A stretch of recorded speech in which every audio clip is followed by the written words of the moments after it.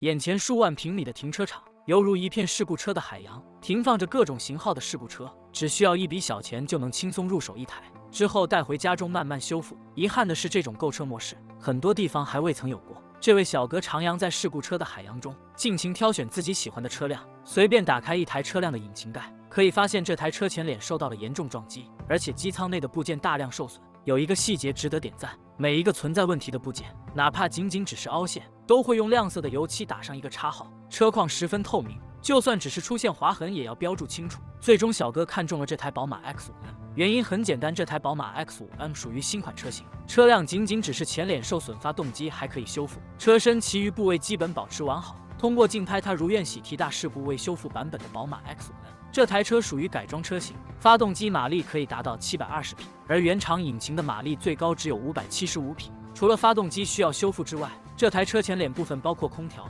散热器、各种钢梁、水箱框架，包括保险杠、车灯，都需要重新修复。其实更准确来讲，这些部件需要购买安装。从侧后视角来看，这台车依旧是十分漂亮，腰线硬朗，车内空间宽敞。这是一台里程数很低的16款高配车型，是标准的高富帅专属，而它在美国的售价仅有6万美元，中产家庭可以轻松拥有。前任车主已经对排气筒进行了改装，这套改装可以提升原车20匹马力。美中不足的是16款宝马 X5M依旧是配备了老款尾灯，相比贯穿式尾灯，缺少科技感和视觉冲击力。当小哥的目光落在了车轮上时，脸上浮现出了明媚的笑容。这台宝马的4条轮胎还处于准新状态，光4条轮胎就要上千美元，而他购买这台车仅仅花费2万美元。目前这台车行驶了24000多英里，前排驾驶座还保持了相当新的状态。车辆内饰极具现代气息，包括真皮包裹、哈曼卡顿音响、碳纤维材质、座椅通风加热功能等等配置应有尽有。在修复之前，他们需要梳理一下车的受损情况。当时这台车从正面发生撞击，叶子板、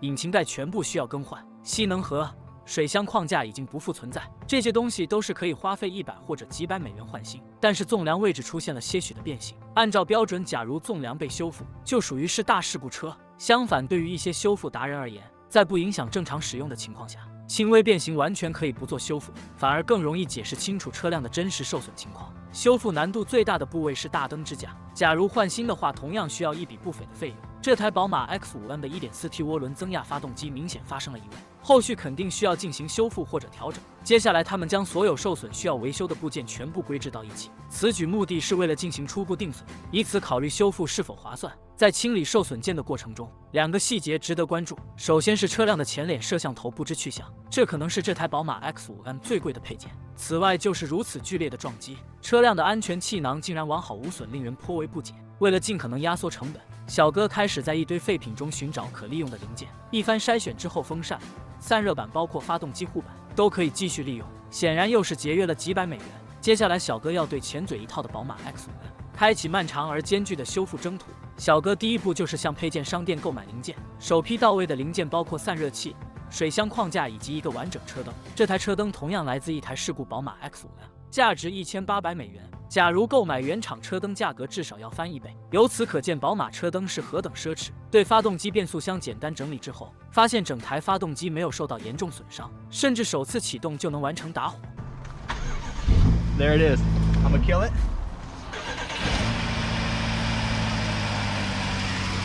这一瞬间让小哥振奋不已，接下来的工作就要简单一些。首先是组装散热器，新购买的散热器与原厂散热器出自同一厂家，型号完全一致。接下来就可以让损伤的散热器随风飘散。很快他们发现一个新购买的连接器竟然偷工减料，好在原车零件可以再利用，组合一下便可解决问题。由此可见，美国的不法商贩同样十分嚣张。这台宝马 X5M 属于是宝马 X5 的运动版，两者之间配件基本可以通用，所以就可以看到一个现象。X5 却使用 X5M 的套件，还要在车尾贴上宝马 X5M 的标签，一个车标身价暴涨。这台受损宝马 X5M 最先安装的部件是吸能盒，俗称梁头，而且美国版本的宝马 X5M 梁头采用螺栓链接，整个过程仅用10几分钟的时间就能安装完毕。安装难度最大的就是前脸的电路线路。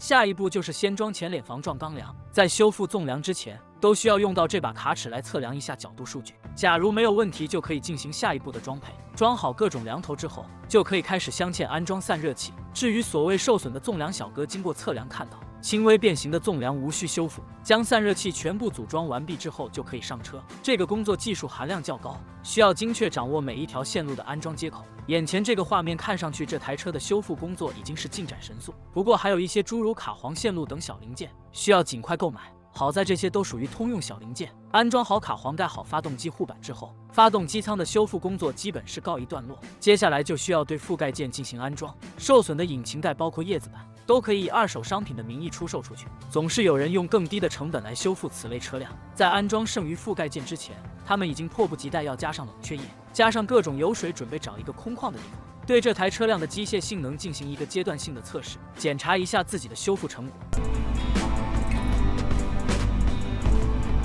全车启动时间共计20分钟，从测试结果来看，基本上达到了预期目标。只要放下引擎盖，这台车距离修复似乎只剩下一步之遥，隐约可以看到它涅槃重生的场景。在车辆没有保险杠、叶子板受损且仅有一个车灯的情况下，小哥已经迫不及待想要体验驾驶这款大型 SUV 的乐趣。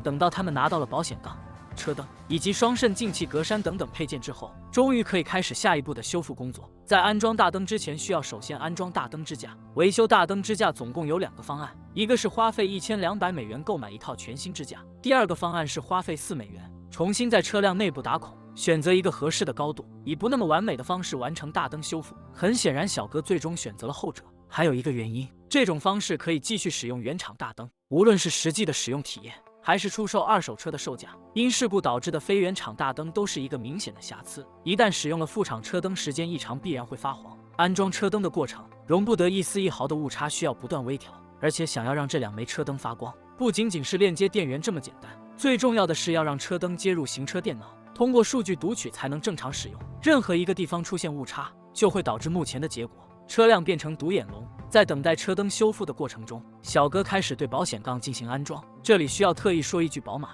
或许也是为了减轻车主的维修压力，宝马 X5N 的前脸保险杠包括叶子板都是塑料件，方便拆卸的同时降低维修成本。在日常行车过程中，一旦车辆发生碰撞，最经常换的部件应该是保险杠和叶子板。指望这些覆盖件有多么强大的抗撞击能力，显然不太现实。在一次重度撞击之后，都不能保证你的保险杠能完好无损，所以索性采用塑料件。在更换叶子板之前，小哥开始撕掉了车辆的贴膜。看来这位车主对于这台宝马 X5N 爱车可谓是十分爱惜。有人说外国人不喜欢给车辆贴车衣，但是他们通常会选择原色透明车衣，主要目的是为了保护车漆不受损伤。本次喷漆工作，他们认为无需专门租一个喷漆工房完成，因为本次喷漆的对象都是保险杠、叶子板这样的塑料件，所以不存在所谓的喷底漆操作。不过此处有一个冷知识，对于宝马 X5M 这种车型，可以先喷一些塑料底漆，最后再喷原色面漆，避免使用时间的增加导致车漆脱落。喷漆过程一定要保持匀速且左右固定的方向，这样才能保证喷漆效果自然匀称。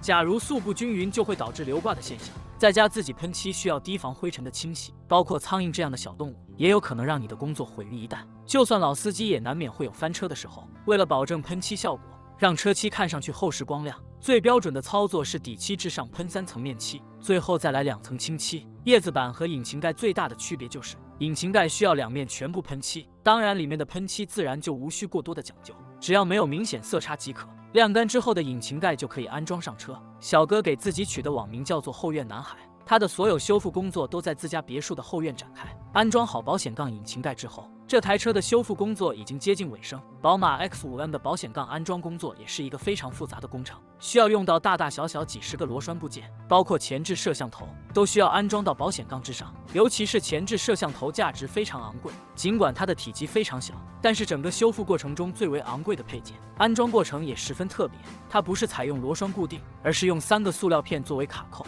将塑料片烤软之后再进行固定。最后就是安装双肾进气格栅。这套格栅有一点缺陷，就是上面少了一个 X5M 标志，这就意味着其他人第一眼看到这台车，只会以为它是一款宝马 X5，而不是性能车宝马 X5M。而且新购买的格栅属于钢琴烤漆，而原车格栅是磨砂材质，同样缺少了一股运动气息。安装保险杠之前，小哥发现叶子板内衬支架出现了问题，导致机盖与叶子板缝隙过大，所以只能选择拆除之后重新安装一台全新支架。此外，为了解决机盖缝隙的问题，小哥还调整了机盖端口的铰链，随后再安装好车灯，综合来看调整好的效果。虽然还是存在微小的瑕疵，但是相比刚刚已经好了太多。处理好这项工作，最后就是将组装好的保险杠安装到这台宝马 X5M 身上。这一刻，我们已经隐约看到了这台宝马 X5M 的巅峰状态。不过还有一些小部件，小哥此前已经在网上购买，还需要等待一小段时间，其中包括转向条、挡泥板内衬，还有前脸的车标。至此，一台看上去崭新的宝马 X5M 已经宣告完成。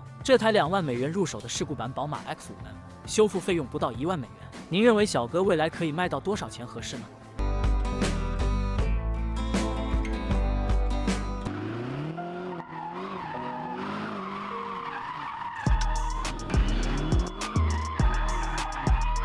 ？All right, 3, 2,